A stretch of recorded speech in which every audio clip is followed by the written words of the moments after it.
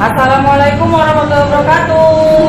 Waalaikumsalam warahmatullahi wabarakatuh. Selamat pagi anak hebat. Pagi, Bu. Apa kabar anak hebat sekalian? Alhamdulillah sehat, semangat, Allahu Akbar. Baik. Ya, sebelum kita memulai pembelajaran ini, alangkah lebih baiknya kita melakukan doa bersama. Oke, baik kepada Ananda Gilang untuk maju ke depan membacakan doa saja. Oke teman-teman, sebelum kita mulai belajar, marilah kita membaca doa bersama-sama. Doa dimulai.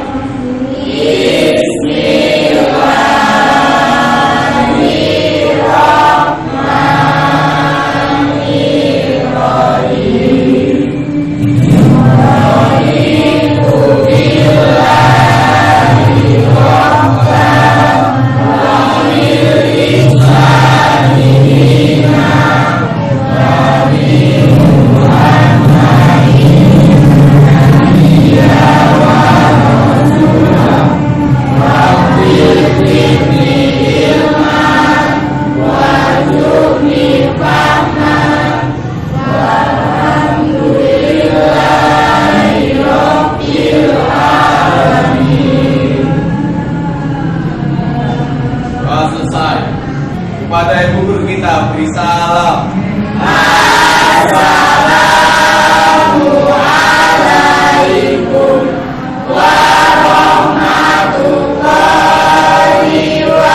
Assalamualaikum warahmatullahi wabarakatuh. Waalaikumsalam warahmatullahi wabarakatuh.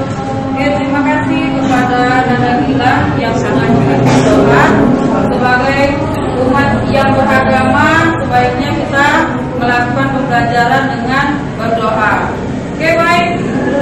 Untuk memupuk rasa nasionalisme kamu semua, kita sama-sama menyanyikan lagu nasionalisme yang berjudul Halo Halo Bandung. Oke, nah yuk kita berdiri semua.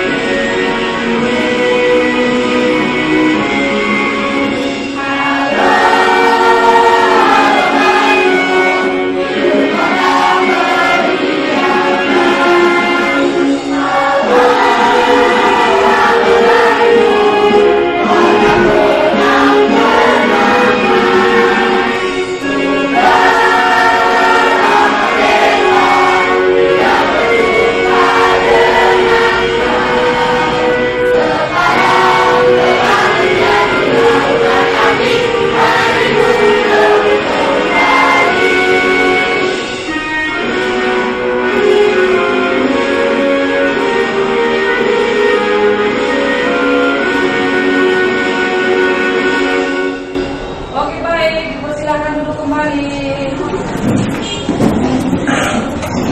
Iya, itulah tadi lagu nasionalisme kita yang berjudul Halo Halo Bandung. Oke, kemudian, nah sebelum kita memulai pembelajaran, Ibu mau tanya, hari ini siapa yang tidak hadir? Hadir semua, Bu. Hadir semua. Hadir semua. Oke, alhamdulillahirobbilalamin. Kalau kalian semua hadir, maka pembelajaran kita ini makin lebih semangat lagi. Oke? Nah, Setelah ini, Ibu untuk memupuk semangat dan motivasi kamu, Ibu ingin memberikan sebuah video motivasi. Nah, video motivasi ini nantinya silahkan kamu tonton dengan bersama. Kemudian nanti Ibu akan minta apa sih pesan ataupun amanat yang ada pada video motivasi tersebut. Oke?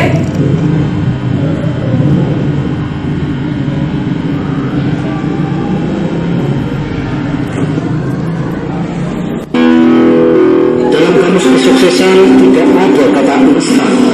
Alat manusia atau apapun dan menghasilkan apapun bukan menjadi faktor utama yang menentukan hasil akhir secara mutlak. Seperti pada kisah murid seorang pemati berikut ini.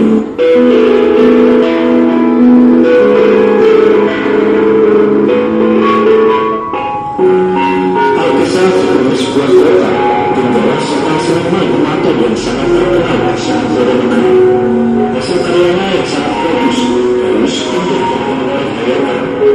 Tapi hasil karyanya adalah menghiasi teman-teman bersama dan orang-orang kaya di negeri itu. Bahkan itulah kesetaraan kerajaan hingga anak-anak umum belum menghormati dihiasi dengan batu alasan itu. Suatu hari datang seorang pemuda yang memohon untuk menjadi guru. Pemuda tersebut diperbolehkan belajar memahami agama. Bahkan ia juga diizinkan dengan bermain-main. Sejak hari itu dia mulai belajar dengan tekun, membuat aturan perasaan, membuat kerangka, menggerak-gerakkan jari tangan, dan menangis melakukan sesuai jenis budaya yang benar, dan belajar berbagai kemampuan memotong lainnya. Setelah belajar sekian lama, si guru merasa tidak puas, sebab menurutnya hasil tampilnya bisa menyamai keluarga mata gurunya. Dia pun kemudian menganalisis dengan seksama, lantas memutuskan mengerjakan alat yang biasa dipakai gurunya. Dia berpikir, rahasia kebetulan sang guru pasti di alat-alat untuk menggunakannya. Bukan sarana mencegah alat yang biasa dipakai untuk mengajar. Saya ingin membantu dengan memakai alat-alat yang selalu dipakai guru, agar semua fokus seperti patung yang berlebihan. Karena semuanya, ya silahkan, kamu tahu gimana alat-alat untuk berlebihan, ambil saja umpamanya. Jawab sang guru sambil tersenyum. Saya beberapa kali dengan wajah Yesus, sambil membatasi gurunya dan berkata, saya sudah berusaha untuk melakukan sesuai petunjuk guru, tetapi hasilnya tidak seperti sesuatu yang berlebihan. Anakku, guru belajar berlatih membuat patung selama puluhan tahun, memasuki kursi guru, menghabiskan kerja tekstur, kemudian meluangkannya pada lembaga sembuh dengan segera kabut di seluruh program. Tidak terhitung berapa kali guru ini mengalami kegagalan dalam membuat patung, tetapi guru itu tak pernah begitu mengharapkan kegagalan ini. Bukan alat bantu yang membuat pinjam itu yang kami butuhkan untuk menjadi patung Anda, melainkan kemauan dan semangat untuk melakukannya yang harus kita miliki. Kalau begitu, Anda tahu kau akan berlatih dan menjadi patung yang profesional. Terima kasih guru, saya berjanji akan terus berlatih. Jawab saya. Dari kisah tersebut dapat kita petik pelajaran bahwa untuk meraih kesuksesan dalam dunia bisnis, petunjuk hanya mengandalkan talenta semata. Kita butuh proses belajar berulang-ulang berlatih selama bertahun-tahun. Saya yakin kita harus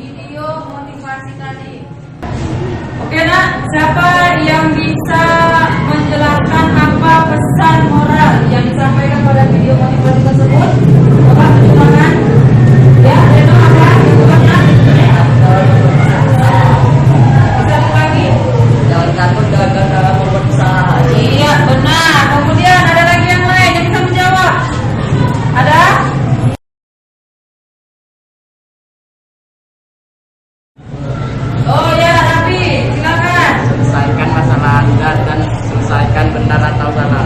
Oke, baik. Tepuk tangan dulu yang pada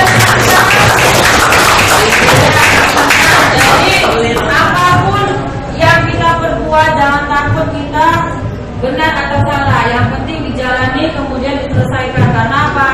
Kalau kita selalu merasa pada diri kita, ini salah, ini benar. Nah, nanti kita jadi selalu punya rasa ragu-ragu, ya. Nah, jadi apapun yang kalian buat, dikerjakan aja. Benar atau salah itu belakangan, oke? Kemudian, nah tadi udah dikasih video motivasi, kemudian sudah kita melakukan doa. Nah, di sini materi yang mau ibu sampaikan yaitu tentang struktur dan aspek kebahasaan daripada teks pidato persuasif.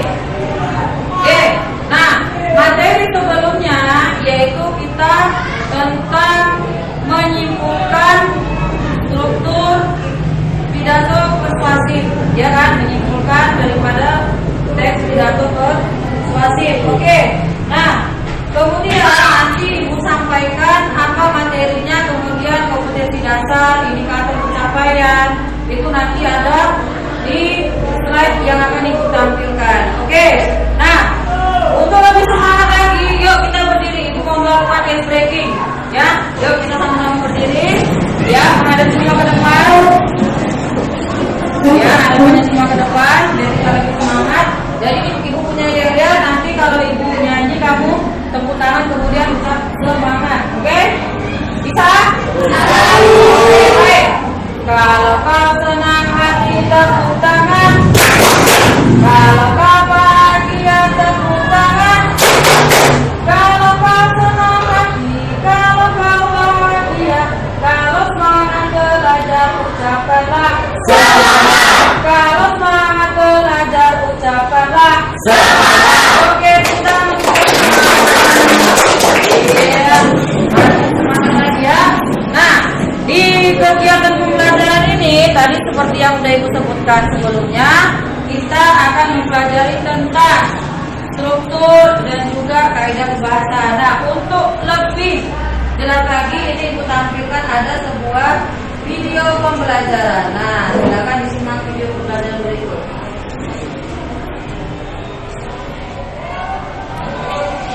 Hai teman-teman semua, pada kesempatan kali ini kita akan belajar mengenai struktur teks pidato persuasif dan ciri kebahasaan dari teks pidato persuasif. Sebelumnya, apa sih pidato persuasif itu? Jadi, pidato persuasif adalah suatu kegiatan menyampaikan ide, gagasan, atau pendapat yang dilakukan di depan umum dengan tujuan untuk mengajak atau mempengaruhi para pendengar agar mereka mau mengikuti ajakan si pembicara. Nah, sudah paham kan ya teman-teman semua? Nah, kita akan masuk ya ke pembahasan yang pertama, yaitu mengenai struktur teks pidato persuasif. Struktur teks pidato persuasif yang pertama adalah pembukaan. Pembukaan yang merupakan bagian awal dalam suatu pidato. Nah, ini terdiri dari salam pembuka. Contohnya yaitu Assalamualaikum warahmatullahi wabarakatuh. Salam sejahtera bagi kita semua. Yang kedua adalah ucapan penghormatan atau sapaan. Contohnya, yang terhormat Bapak Kepala Sekolah SMP Negeri 1 Sempang, yang saya hormati Bapak Ibu Guru dan staf karyawan-karyawan di SMP Negeri 1 Sempang, dan teman-teman semua yang saya sayangi. Yang ketiga adalah ucapan syukur dan terima kasih.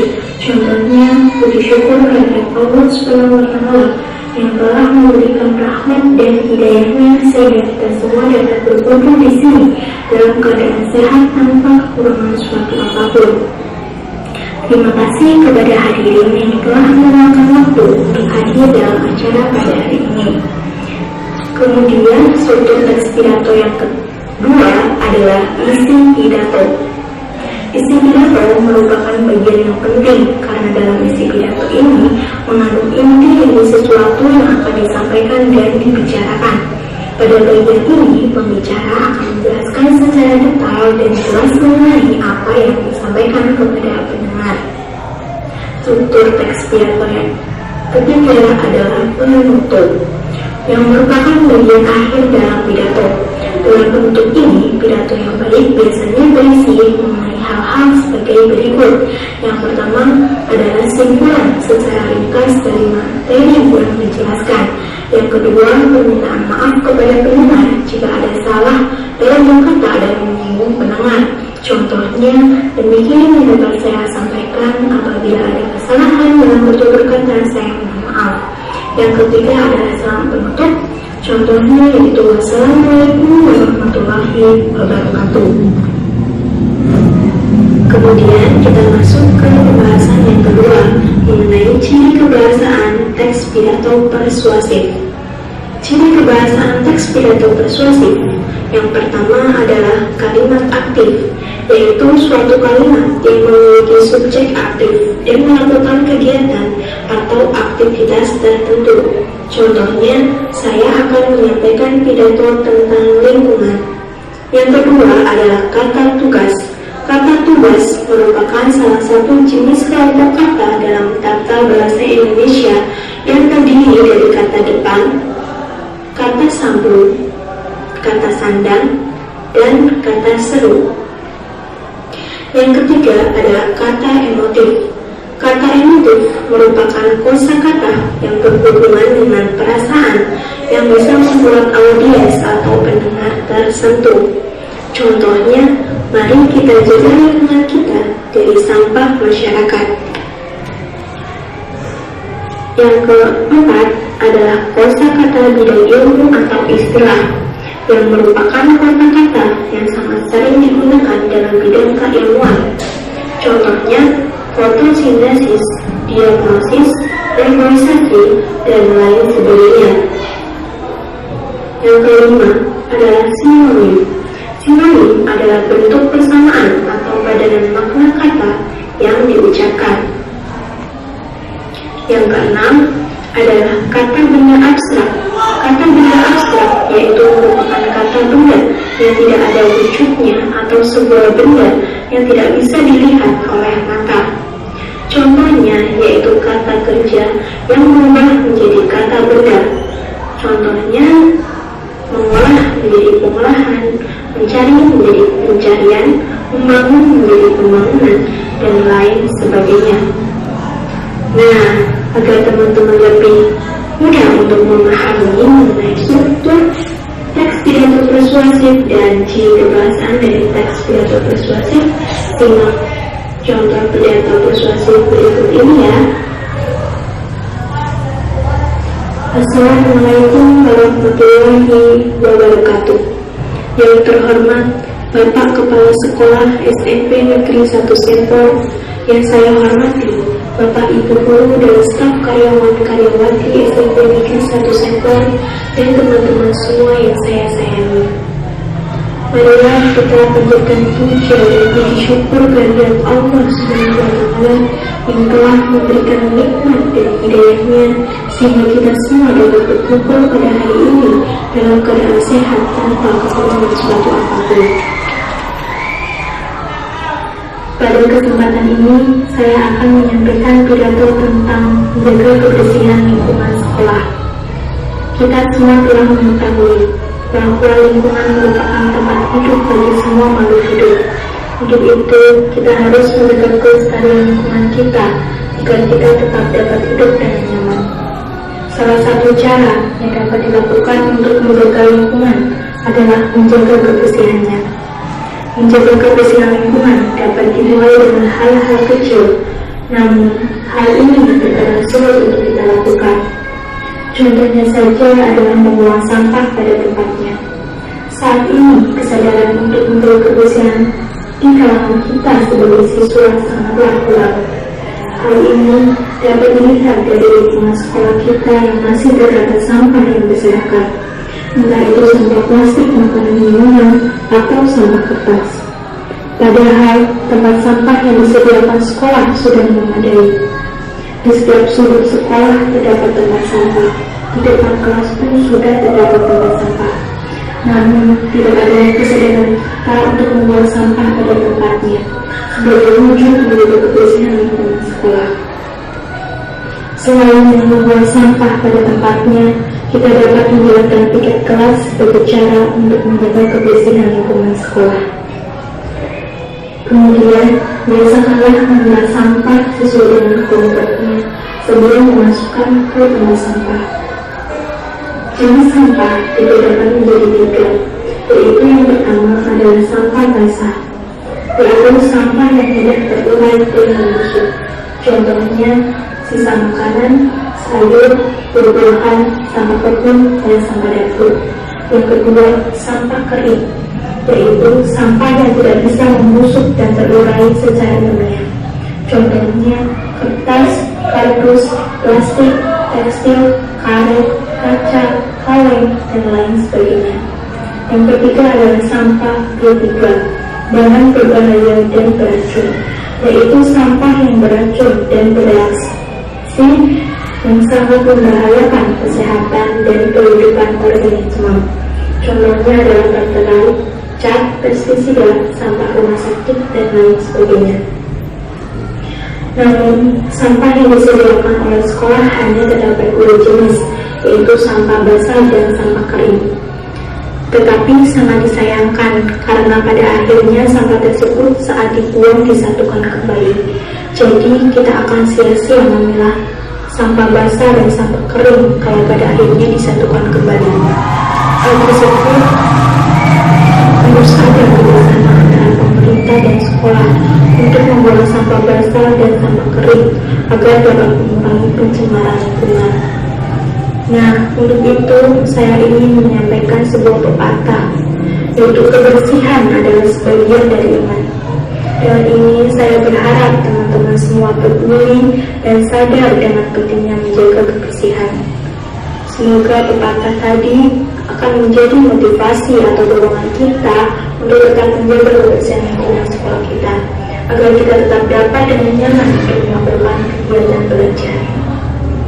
Demikian pidato yang dapat saya sampaikan. Apabila ada kesalahan dalam penutur kata, saya mohon maaf. Atas perhatiannya, saya ucapkan terima kasih. Wassalamualaikum warahmatullahi wabarakatuh. Nah, dari contoh tadi, teman-teman semua lebih paham ya mengenai struktur teks pidato persuasif. Kita lanjut lagi untuk membahas mengenai ciri kebahasaan teks pidato persuasif dari contoh yang sudah teman-teman simak. Dari contoh tersebut, ciri kebahasaan teks pidato persuasif yang pertama yaitu kalimat aktif. Pada kalimat aktif ini dapat ditunjukkan oleh kalimat. Pada kesempatan ini saya akan menyampaikan pidato tentang menjaga kebersihan lingkungan sekolah. Kemudian yang kedua adalah kata tugas. Kata tugas tersebut ditunjukkan yaitu pada kata di sekolah, pada kata di sebagai kata depan. Yang kedua kata sambung. Kata sambung ini ditunjukkan pada kata kemudian. Pada kalimat kemudian biasakan memilah sampah sesuai dengan kelompoknya sebelum memasukkan ke tempat sampah. Yang ketiga kata seru, yaitu ditunjukkan pada kata nah. Pada kalimat nah, untuk itu saya ingin menyampaikan sebuah pepatah, yaitu kebersihan adalah sebagian dari iman. Kemudian yang ketiga adalah kata emotif. Kata emotif ini ditunjukkan oleh kalimat dengan ini saya berharap teman-teman semua peduli dan sadar dengan pentingnya menjaga kebersihan. Yang keempat adalah kosakata bidang ilmu atau istilah, yaitu pada kata organisme. Yang kelima adalah sinonim, yaitu ditunjukkan pada kata motivasi atau dorongan. Yang keenam adalah kata benda abstrak, yaitu ditunjukkan pada kata kesadaran, kesalahan, dan kebersihan. Ya, semoga dari contoh pidato yang sudah teman-teman simak tadi, teman-teman semua lebih memahami ya mengenai struktur teks pidato persuasif dan ciri kebahasaan teks pidato persuasif. Selamat belajar. Oke, baik ya. Nah, kita lihat mungkin terlalu panjang penjelasannya. Sekarang Ibu ingin mengulas kembali apa yang ada di video tersebut. Kira-kira tadi materi apa yang disampaikan pada video pembelajaran tadi? Ada yang bisa jawab? Ya, silakan Arif. Struktur dan aspek bahasa teks pidato persuasif. Iya, oke, berikan tepuk tangan. Iya, jawaban kamu sangat baik. Berarti kemampuan menyimaknya sangat luar biasa. Jadi materi kita yaitu tentang struktur dan juga kaidah kebahasaan pidato persuasif. Oke, baik. Dan tadi setelah kamu sudah menyaksikan video pembelajaran tadi, saya yakin mungkin di antara kamu masih belum memahami, ya kan? Nah, untuk lebih jelasnya, nah di sini Ibu berikan sebuah materi dalam bentuk salin dia, ya untuk lebih memudahkan kamu. Oke, nah ini yang struktur dan aspek kebahasaan teks pidato persuasif. Oke, sebelumnya, nah nanti di materi ini kamu tugasnya adalah menelaah struktur dan ciri kebahasaan teks pidato persuasif tentang permasalahan aktual yang didengar dan dibaca. Itu dia untuk kompetisi dasar. Kemudian untuk indikatornya, yang pertama yaitu menelaah struktur teks pidato persuasif. Kemudian yang kedua menelaah ciri dan kebahasaan teks pidato persuasif tentang permasalahan aktual yang didengar dan dibaca. Oke. Nah ini dia. Jadi tujuan pembelajarannya, setelah kamu mengikuti proses pembelajaran, peserta didik diharapkan dapat 1. Menelaah struktur teks pidato persuasif. Kemudian yang kedua, menelaah ciri kebahasaan pidato persuasif tentang permasalahan aktual yang didengar dan dibaca. Jadi semua tugas kamu di dalam kegiatan pembelajaran kita ini. Oke? Nah, tadi dalam video pembelajaran Ibu yakin itu sudah dijelaskan secara detail. Namun ini dia untuk lebih pahamnya lagi. Oke? Kalau paham coba tepuk tangan sekali. Kalau kurang paham tepuk tangan 2 kali. Ya, jadi setiap kali Ibu tanya paham nggak? Nggak paham, ada yang kurang paham. Kalau sudah paham berarti tepuk kali, ya kan? Kalau kurang paham tepuk berapa kali? 2 kali. Oke, baik. Yang pertama, struktur teks pidato persuasif terdiri atas berapa? 3. Ada 3. Apa aja ya, Yolanda? Yang pertama? Kemudian yang kedua? Yang ketiga? Iya, pembuka, isi dan penutup. Sudah paham? Iya. Nah, untuk pembukaan di sini yang pertama diawali dengan salam pembuka. Ya, baik assalamualaikum. Kemudian Om Swastiastu, Namo Buddhaya, ya kan? Kemudian yang kedua ada ucapan penghormatan. Nah, ucapan penghormatan ini ditujukan kepada seseorang yang dianggap penting. Contoh, yang saya hormati Bapak Kepala Sekolah, yang saya hormati Bapak dan Ibu Wakil Kepala Sekolah, yang saya hormati Bapak dan Ibu Guru. Ya, kemudian yang ketiga ucapan syukur dan terima kasih. Ya, contohnya puji dan syukur kita ucapkan kehadiran Allah Subhanahu Wa Taala yang telah memberikan kita kesehatan dan keselamatan dan lain sebagainya. Kemudian yang kedua ada isi pidato. Nah, isi pidato ini merupakan bagian inti yang menguraikan secara rinci materi yang akan disampaikan oleh orator atau si pembaca pidato. Kemudian yang ketiga penutup, yaitu simpulan pendek dari uraian sebelumnya. Kemudian permintaan maaf dan ucapan terima kasih. Kemudian diakhiri dengan salam penutup. Nah, itu dia untuk teks pidato persuasif. Oke, saya minta kepada Intan Suela bisa dibacakan apa saja aspek kebahasaan yang ada pada teks pidato persuasif. Silakan dibaca.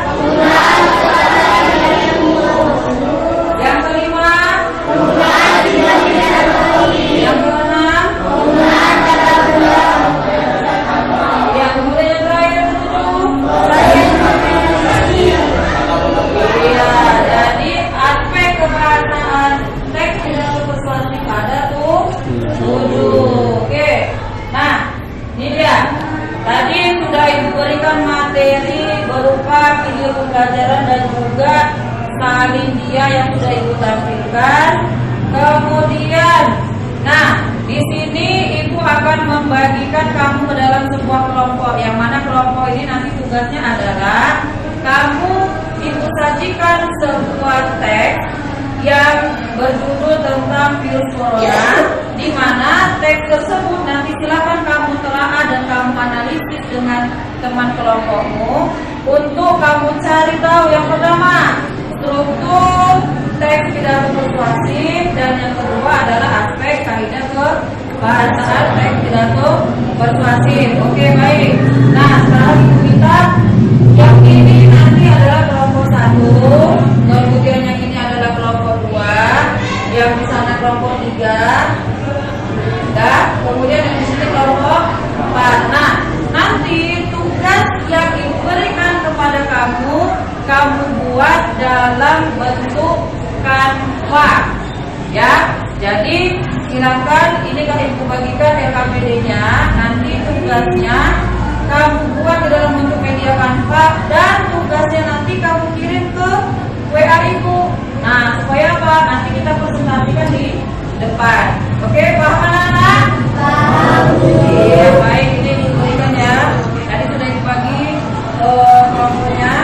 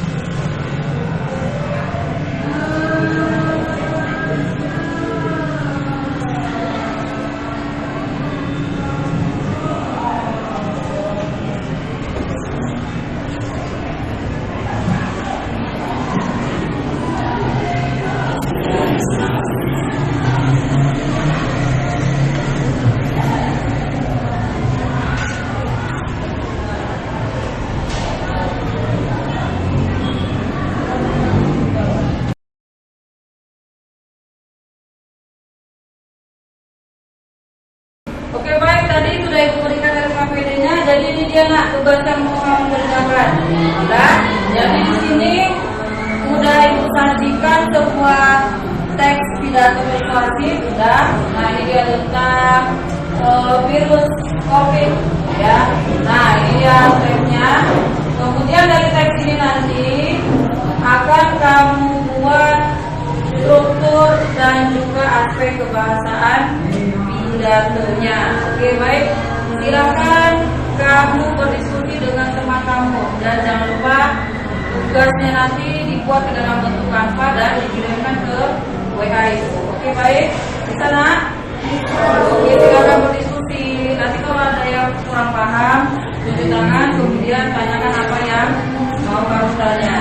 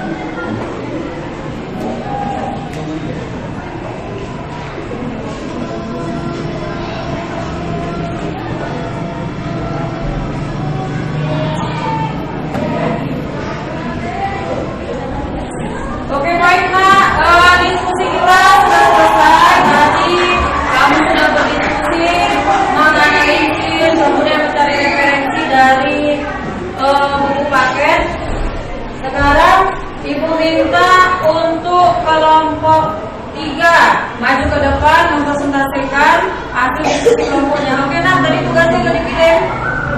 Oke, sudah dikirim. Oke, baik, silakan maju ke depan presentasi. Biar Ibu periksa.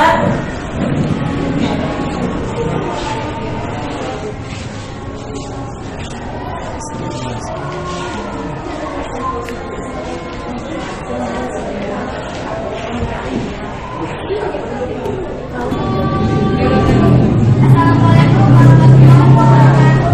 Waalaikumsalam warahmatullahi wabarakatuh. Kami dari kelompok 3 akan mempresentasikan hasil diskusi kelompok kami akan dalam bentuk kata. Sebelum memperkenalkan nama kelompok kami, saya Mutia Sita, saya Fayla Dewati, Fayla Demian, saya Nalina Munawwa, Saya Raffi Amanda.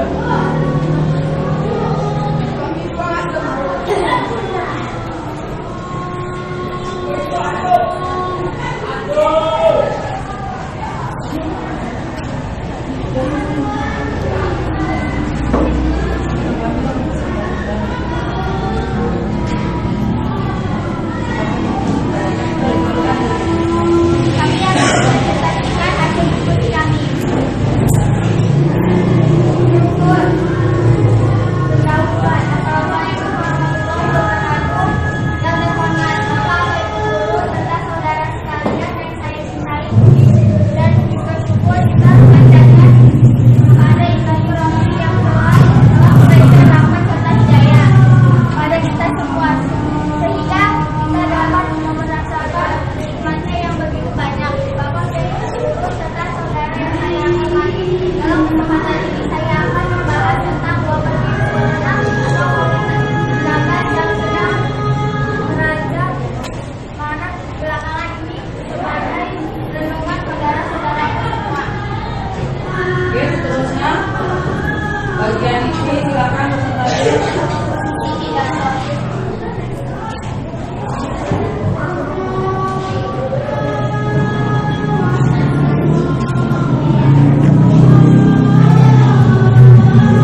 Oke, Bapak.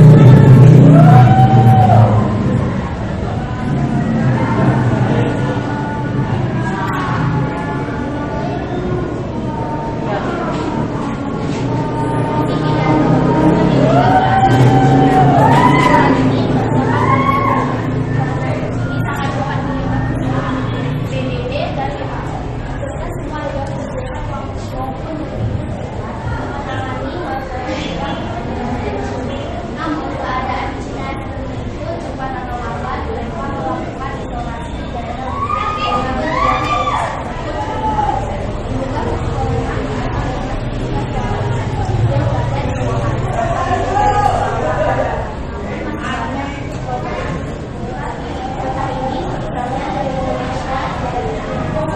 banyak masyarakatnya yang masih mengonsumsi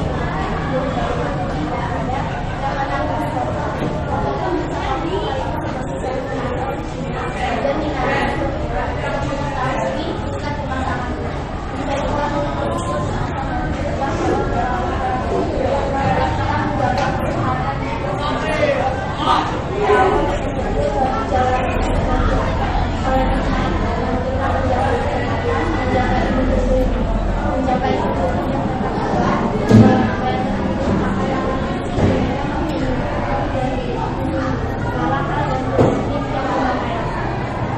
Oke, baik, kemudian bagian penutup. Silakan.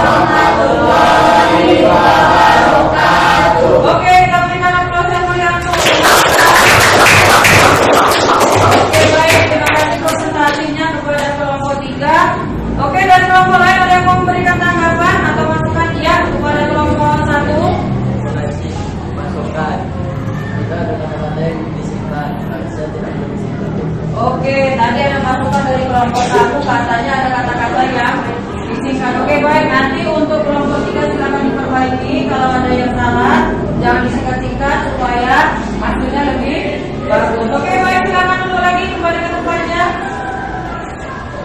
Iya, tadi kelompok 3 sudah mempresentasikan ya. Sekarang saya minta kelompok berapa ya? Kelompok 4 ya. Kelompok 4 maju ke depan yuk presentasi.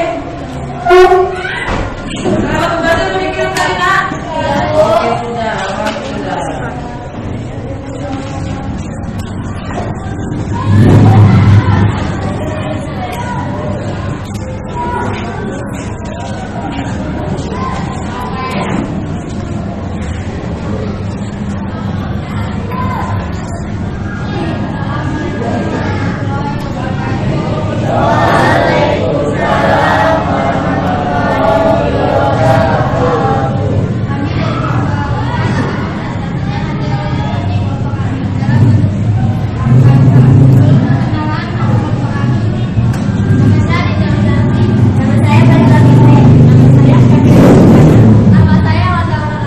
Nama saya Raja Nolitri Kusuma.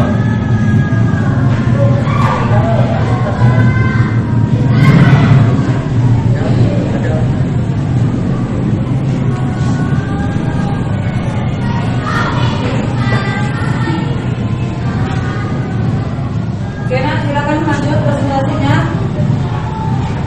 Pembahasan yang pertama, penggunaan kalimat arti. Dalam kesempatan ini, saya akan membahas tentang wabah virus corona atau COVID-19 yang sedang melanda belakangan ini sebagai lingkungan saudara-saudaraku semua. Intinya, menghindari segala hal dan penyakit yang membahayakan. Yang kedua yaitu penggunaan kata sapaan. Yang amat, bapak dan ibu serta saudara sekalian yang saya cintai.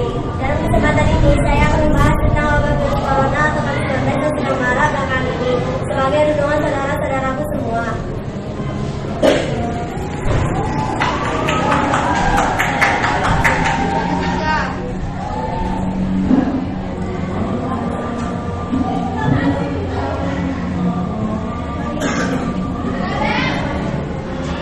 Oke, nanti nak penggunaan kata-kata emosi.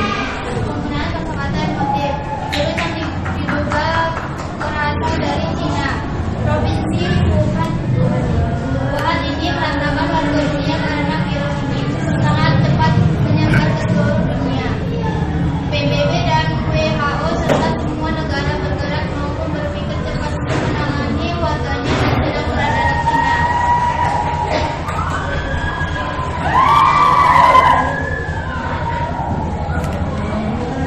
Dalam kesempatan ini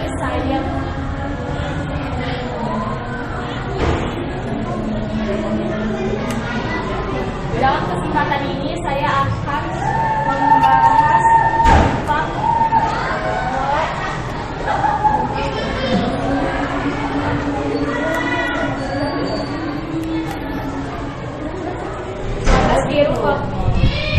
virus corona COVID-19 yang sedang marak belakangan ini. Oleh karena itu, mari kita jaga kesehatan menjaga imun tubuh supaya tetap kuat. Olahraga yang teratur, makan yang bergizi.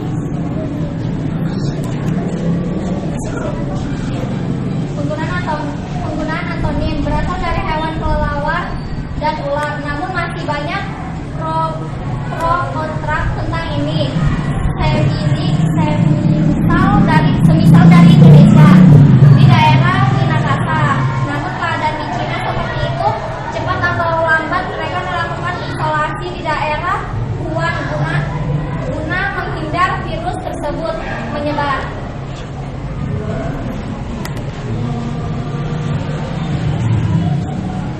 Penggunaan kata benda abstrak sehingga kita dapat merasakan nikmatnya yang begitu banyak. Dalam kesempatan ini saya akan membahas tentang wabah virus corona COVID-19 yang sedang marak belakangan ini sebagai perlindungan saudara-saudaraku semua.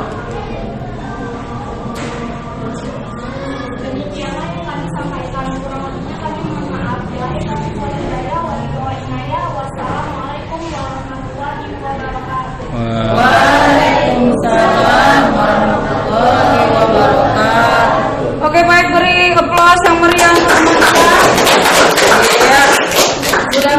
sekali ya tadi presentasi daripada kelompok 4. Oke, ada yang mau memberikan masukan, tanggapan, saran ya?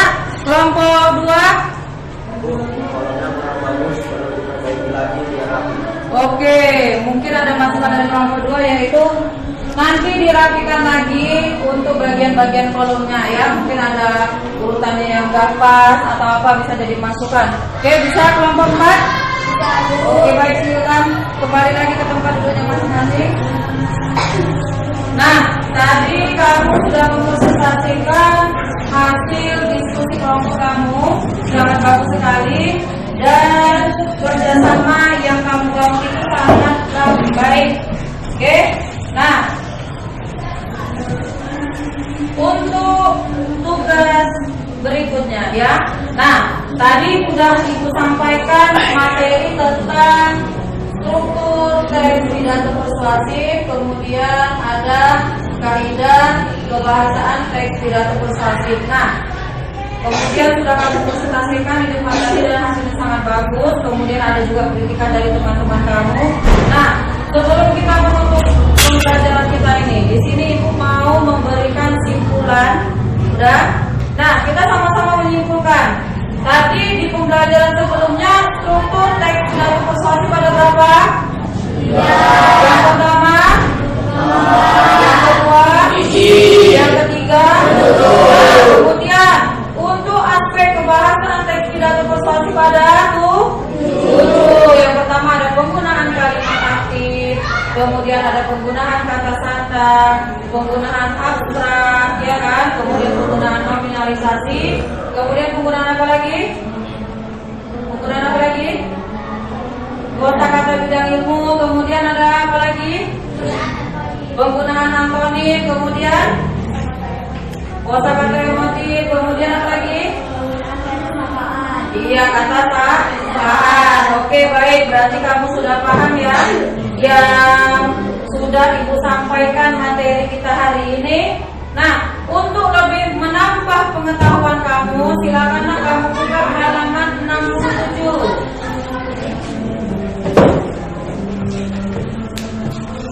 Ya, nah sudah kamu buka.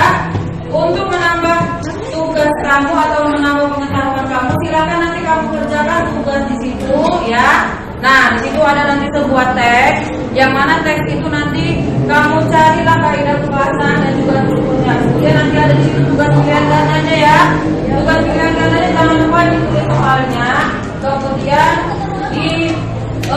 pilih salah satu jawabannya itu ada A, B, C, D, E. Nanti kamu kerjakan di buku latihan. Pertemuan berikutnya nanti saya kumpul. Oke, kita kumpul. Paham? Paham. Oke, baik. Terima kasih. Ya. Nah, baik, pembelajaran kita sudah kita akhiri. Next, untuk pertemuan kita berikutnya, kita akan membuat pidato persuasif. Nah, tadi kalau kamu sudah belajar tentang struktur dan kebahasaannya, minggu depan pembelajaran kita, kamu akan membuat video persuasif. Jadi setiap kamu akan menghasilkan video dalam bentuk pidato, membuat pidato tapi dalam bentuk video. Jadi kamu buatlah video nanti semenarik mungkin, kemudian kita presentasikan seperti biasa, tugasnya dikirim ke WA. Oke, baik. Saya minta kepada Tiara untuk menutup pembelajaran kita hari ini dengan membacakan doa. Tadi di awal kita sudah berdoa, di akhir kita juga harus berdoa. Baiklah teman-teman, berulang marilah kita baca doa bersama.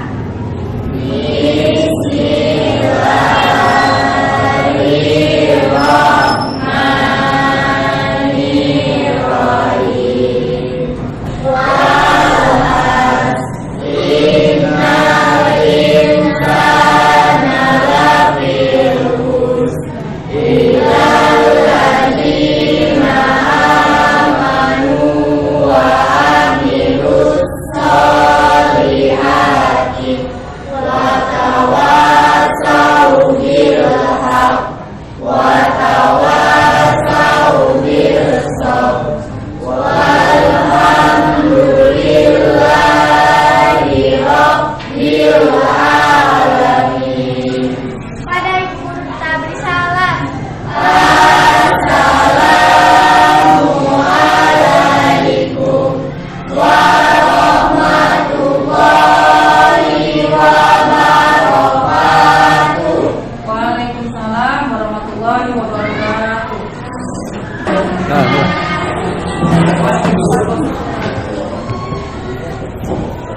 dimasukin?